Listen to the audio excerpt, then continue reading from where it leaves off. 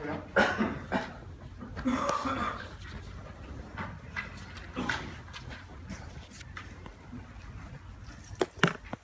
now we are in conversion and diversion now as well. Now, when I talk about shock waves, you just assume that now you know shock wave. Okay. What happens in a normal shock? In this case, we are talking about normal shock within the nozzle, because based on our assumption that the flow is isentropic except across the shock wave, then the shock wave in the nozzle can only be normal shock. Okay, and take that as true. So when the back pressure decreases from, let's say, condition 1, that means your back pressure is the same as the reservoir pressure. There will be no flow. If there is no flow, the pressure should be the same everywhere throughout the nozzle. Right? Because pressure is kind of like voltage that drives the electric current.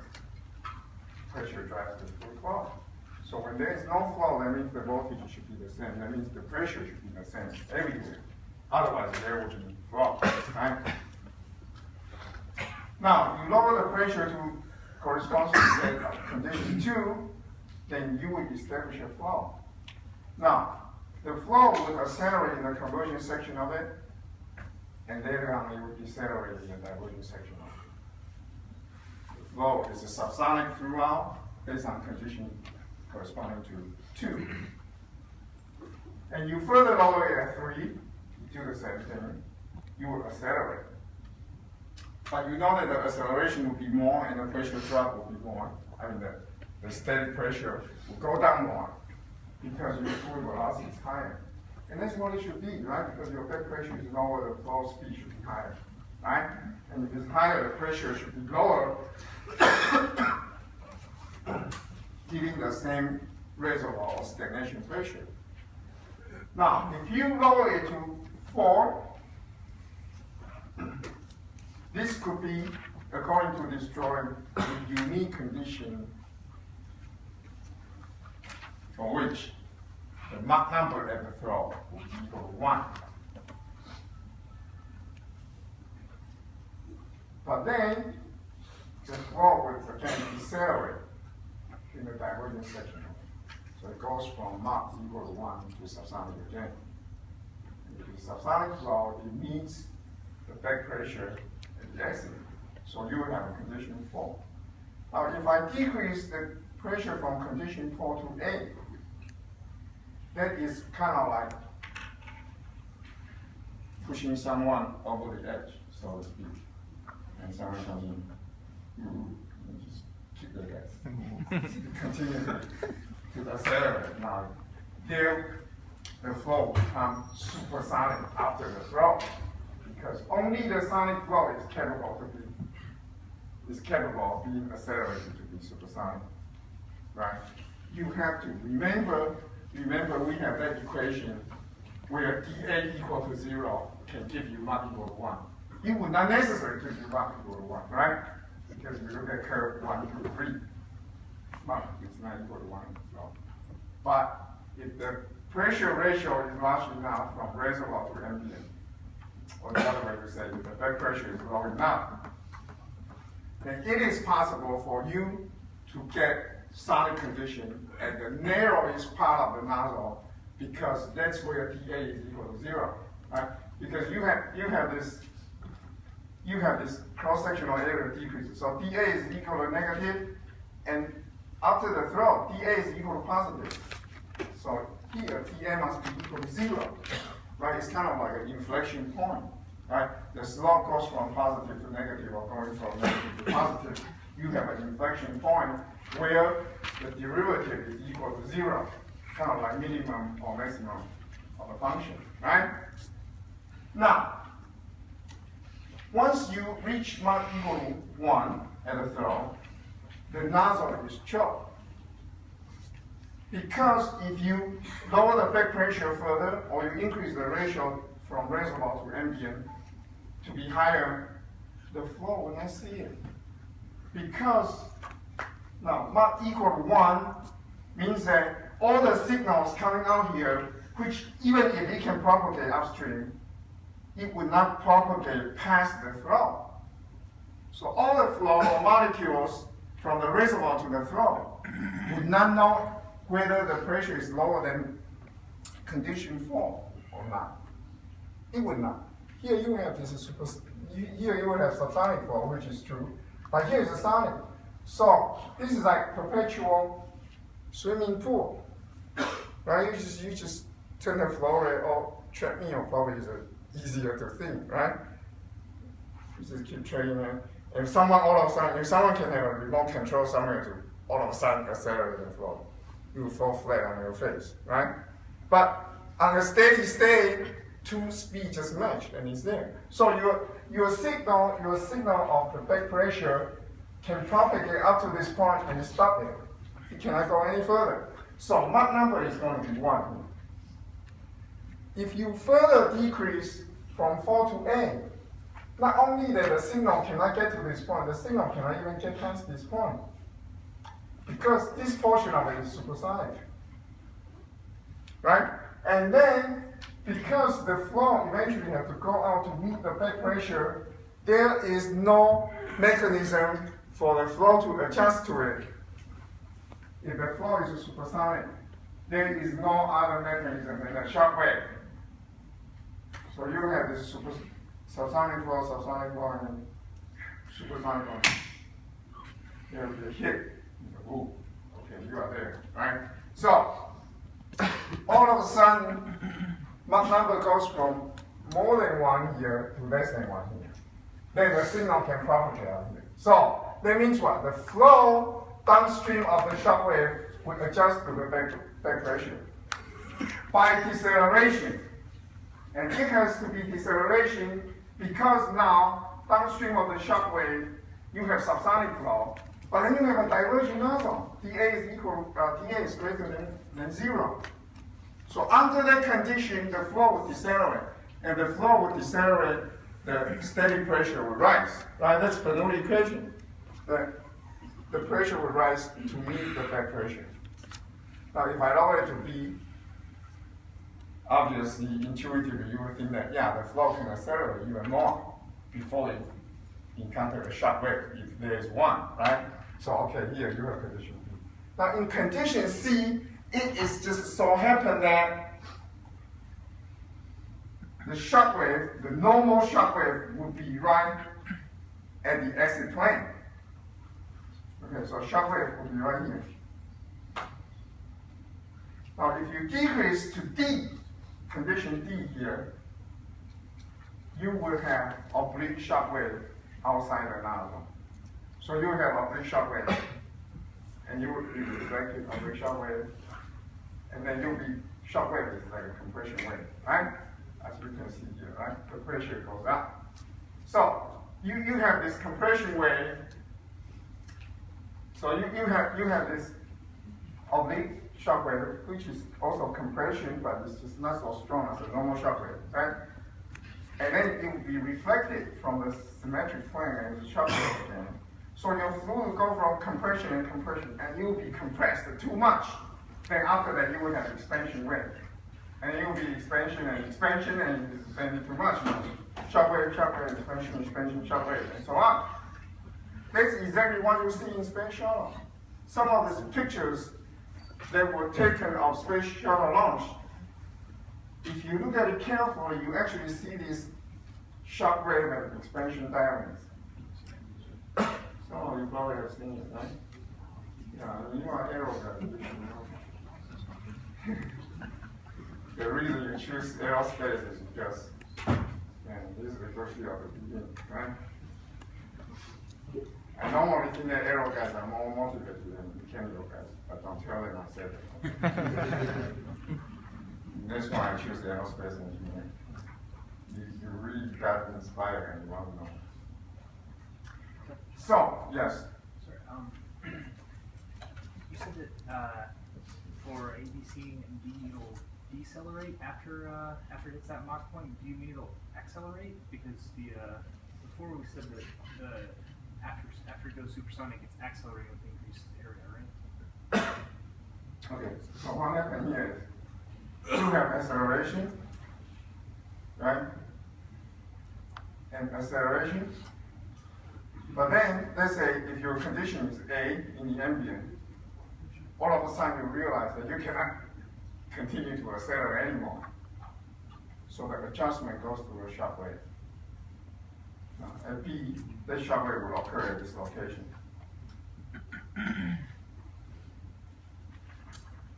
This is all corresponding, right? The condition B shock wave will be here. Condition A shock wave will be there.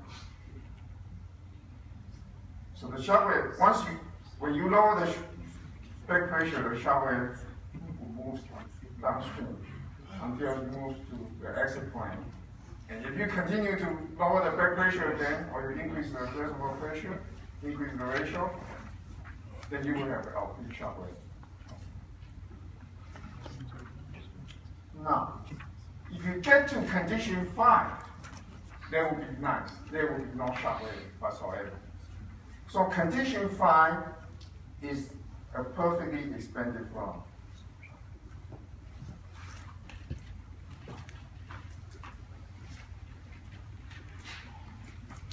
Condition 5 will be perfectly expanded flow.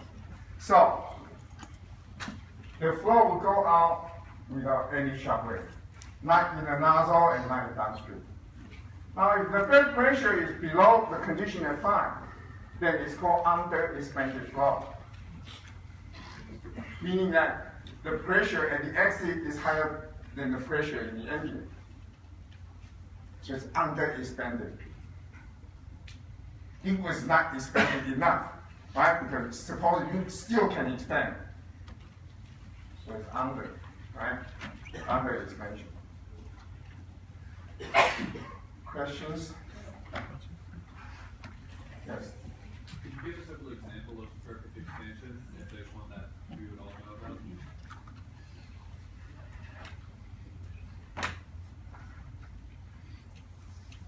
No.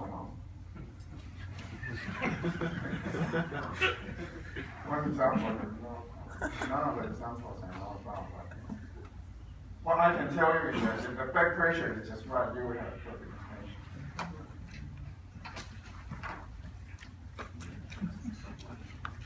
Yes.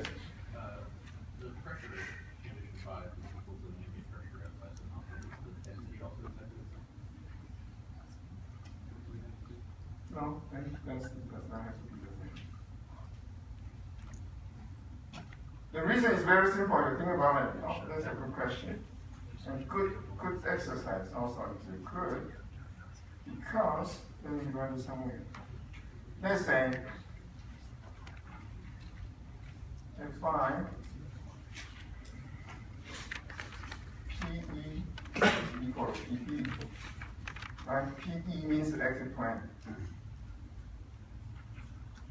Right?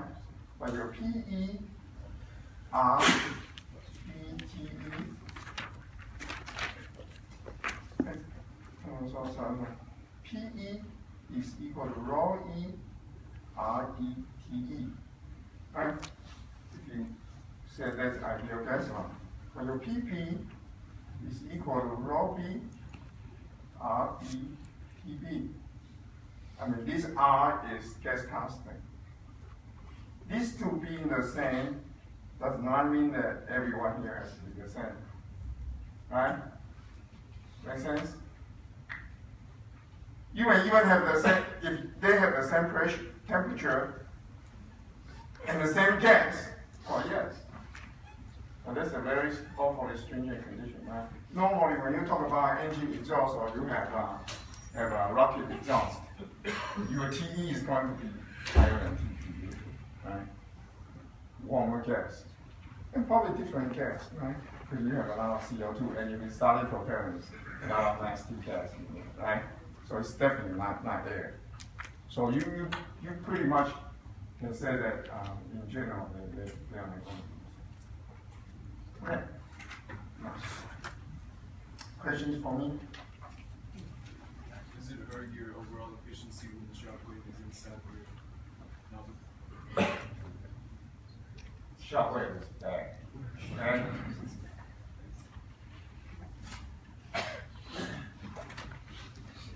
You think about it, right? shock wave is not asymptotic, they must be bad. Anything non-asymptotic is bad, okay? Unless you are inflicting some wound on your enemy. Otherwise, no. Right? Yeah. This is just a conceptual question. So you have one oblique shock there. We've seen on some engines they end up with like 4 or 5 oblique shocks as it goes down past the nozzle. What causes more than one? I just explained earlier. I guess it- That's a picture. This is a condition. Right? And I don't know how I control this, right? But suppose you have a shock wave and a shock wave reflected. So let's take off the next story. What happens is that you would have shock wave. Let's say this is symmetric plane. This probably is explained in chapter 4 of your textbook. Okay. That's the, you have shock wave like this. So your flow comes out and you hit the shock wave and you'll be, just trust me, this is true for now. The flow will be directed somewhat inward. And you will still be supersonic. Most likely after a big shock wave, your flow is still supersonic. And they will direct to each other and hit each other. Whoa, you don't know I'm there, right? So you have another shock wave. So, and then your flow will be directed somewhat outward. Somewhat, this is exaggeration, okay? And because you got compressed, shock wave is a compression wave, you got compressed again, you got compressed too much. Now all of a sudden your pressure is higher than the ambient pressure now. So, it would expand. Usually expansion wave, you show it like that. And then it would, the expansion wave reflected from expansion wave is again expansion. Goes like this. And all of a sudden you go expansion and expansion, you expand too much. Okay, the shock wave is okay. I'm not a very good artist on this. Trust me, that's the case. Shock wave, and shock wave, and then shock wave, and then expansion, expansion, and then expansion, expansion, and then shock wave, and then shock wave. That keeps going on and on and on. Now, if the fluid is truly invested, you will have this forever, but usually you don't, right? Because the real fluid, the air is the real fluid.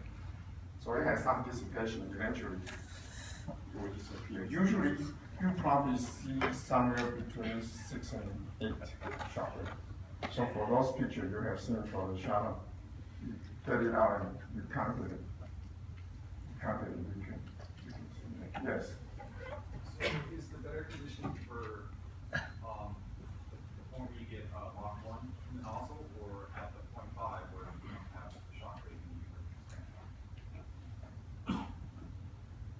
Say it again? If you read your paper, I can see the numbers that you listed. So when you're designing, you aim for Mach 1 or for 5? No, 5 would never be Mach 1. Opposite. If you're designing this nozzle, you're designing your nozzle to try to approach 5, the perfect expansion. Oh, yeah. Right, as I said, non-isentropic thing is bad. Right? Why do you want to design it? Well, depending on your application, right?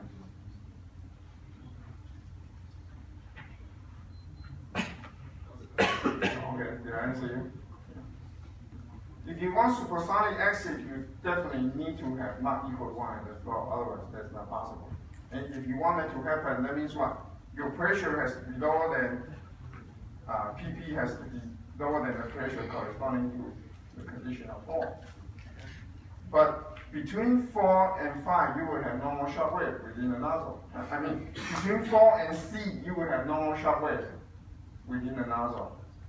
And between C and 5, you will have oblique shock waves outside the nozzle. Like this. Right? Make sense? So, let's try to further identify this condition here. Under this condition, ME is less than 1.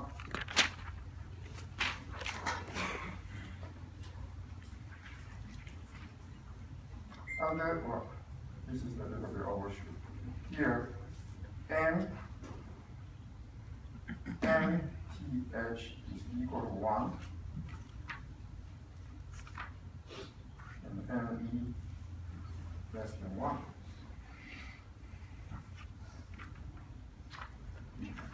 Here,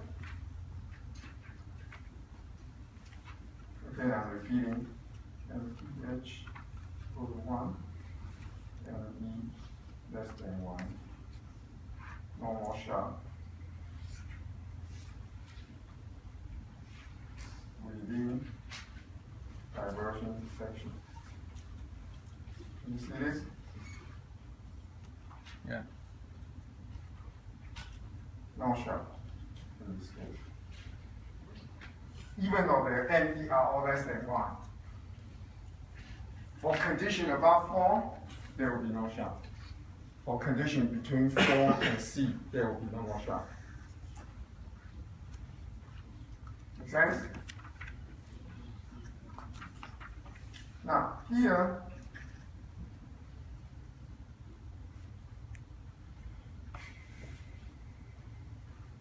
MTH equal to 1, ME greater than 1, oblique shock.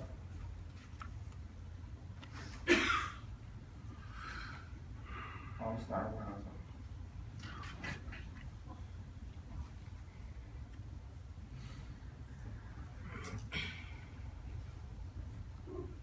And here, ME equal to MTH equal to 1, ME greater than 1, no shock anywhere under this expansion.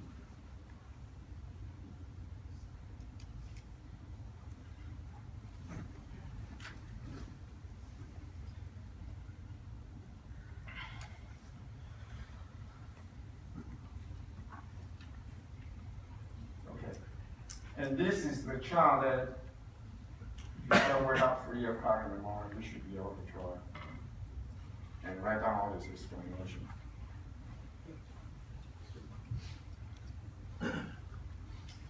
These are so basic, okay? You got to master this over the weekend, starting from right after this class.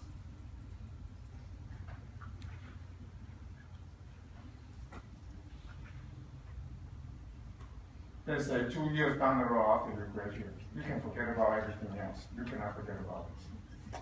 Otherwise, how do you claim that you are aerospace engineering?